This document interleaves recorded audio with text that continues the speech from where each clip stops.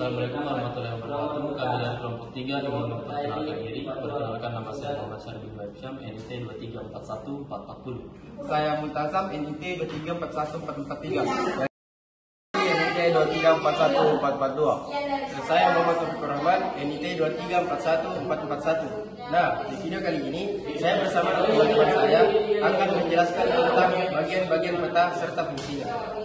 Saya atas nama Muhammad Zaki ingin menyebutkan bagian-bagian yang terdapat dalam peta, yaitu judul peta yang berjudul Johor Strait and Eastern Strands, dan di sini terdapat keterangan peta. Saya Muhammad Taufikur Rahman ingin memberitahu kepada teman-teman bahwa pada sudut peta terdapat yang namanya nomor peta, dan di dalam peta terdapat yang namanya garis bintang dan garis bujur.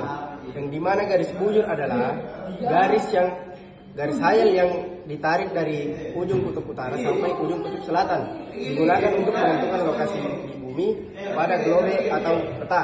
Dan garis bujur dan garis bintang adalah garis hayal yang melingkari bumi secara horizontal dan sejajar dengan garis khatulistiwa.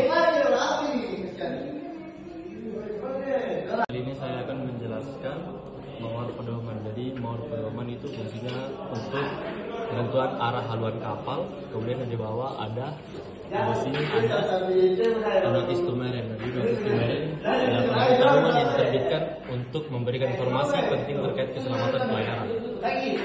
Perkenalkan, nama saya Multazam. Saya akan menjelaskan tentang tidal stream. Tidal stream atau arus pasang surut adalah arus yang terjadi karena perpindahan air laut dari pasang ke surut atau sebaliknya.